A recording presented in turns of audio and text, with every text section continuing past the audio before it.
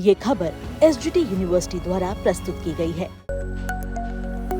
क्या देश में अरबों रुपए खर्च होने के बाद भी सरकारी प्रोजेक्ट्स घटिया क्वालिटी के शिकार हो रहे हैं? क्या ठेकेदारों और अधिकारियों की निगरानी करने वाला थर्ड पार्टी ऑडिट सिस्टम पूरी तरह फेल हो चुका है? और आखिरकार ऐसा क्या हुआ कि खुद प्रधानमंत्री नरेंद्र मोदी को देश के टॉप नौकरशाहों से भरी मीटिंग में ये पूछना पड़ गया, क्या अब हमें चौथी पार्टी से जांच करवानी पड़ेगी? चलिए जानते हैं।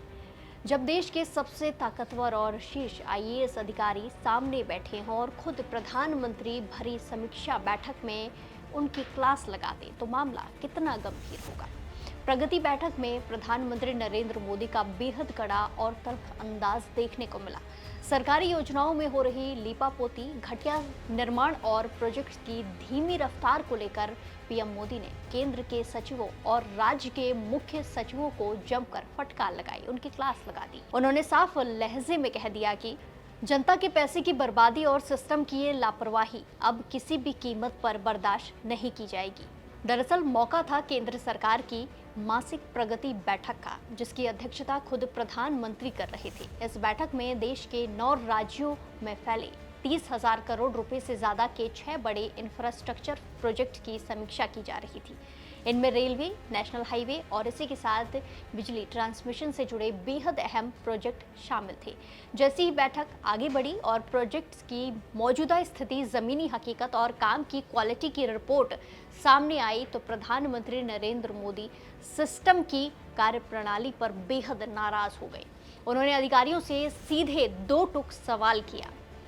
जब सरकारी प्रोजेक्ट्स की जांच के लिए थर्ड पार्टी ऑडिट यानी किसी स्वतंत्र एजेंसी से जांच कराने का नियम पहले से लागू है, तो फिर निर्माण कार्य में क्वालिटी से जुड़ी इतनी खामियां क्यों सामने आ रही है?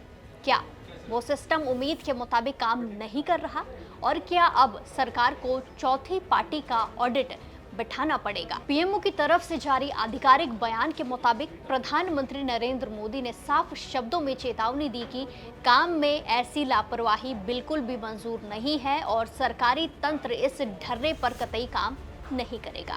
उन्होंने मंत्रालयों, राज्य सरकारों और इसी के साथ प्रोजेक्ट्स को लागू करने वाली तमाम एजेंसियों को कड़े निर्देश दिए हैं कि काम की रफ्तार बढ़ाने के चक्कर में क्वालिटी से कोई समझौता नहीं होना चाहिए। प्रधानमंत्री ने कहा कि काम करने की रफ्तार के साथ साथ क्वालिटी से कोई समझौता नहीं होना चाहिए। उन्होंने मंत्रालयों, राज्यों और काम को लागू करने वाली एजेंसियों से कहा है कि वो आधुनिक टेक्नोलॉजी अपनाएं और हर स्तर पर क्वालिटी की गारंटी और निगरानी को मजबूत करें।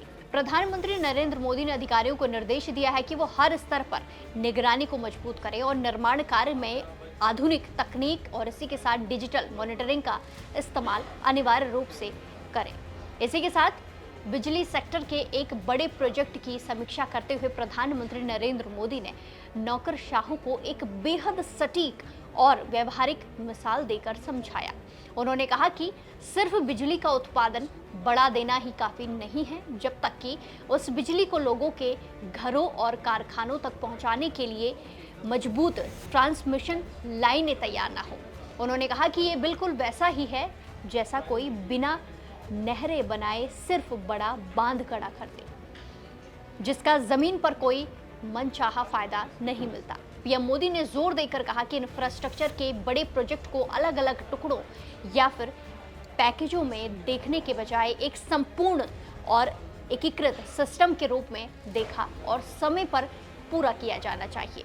प्रधानमंत्री की ये फटकार इसीलिए भी सबसे मायने रखती है क्योंकि अक्सर देखने में आता है कि करोड़ों अरबों की लागत से बनी नई सड़कें, पुल और सरकारी इमारतें कुछ ही महीनों में दरकने लगती हैं या पहली बारिश में ही उनकी पोल खुल जाती है। कागजों पर तो थर्ड पार्टी ऑडिट की रिपोर्ट में सब कुछ ऑल ओके दिखाया जाता है, लेकिन जमीनी हकीकत कुछ और ही बयां करती नजर आती है। पीएम मोदी का ये सवाल सीधे तौर पर उस भ्रष्टाचार और लापरवाही के गठजोड़ पर चोट करता है, जहां जिम्मेदार एजेंसियां और ठेकेदार मिलकर सिर्फ औपचारिकता निभाते हैं। अब सवाल ये उठ रहा है कि क्या प्रधानमंत्री की इस सख्त चेतावनी के बाद लापरवाह अफसरों और भ्रष्ट ठेकेदारों पर कोई ठोस कानूनी कार्रवाई होती दिखाई देगी? क्या आने वाले दिनों में सरकारी ठेकों और ऑडिट की पूरी प्रक्रिया को नए सिरे से बदला जाएगा, ये सवाल भी है। फिलहाल के लिए इतना ही। बाकी देश और दुनिया की तमाम बड़ी अपडेट्स के लिए जुड़े रहिए दैनिक जागरण के साथ। नमस्कार।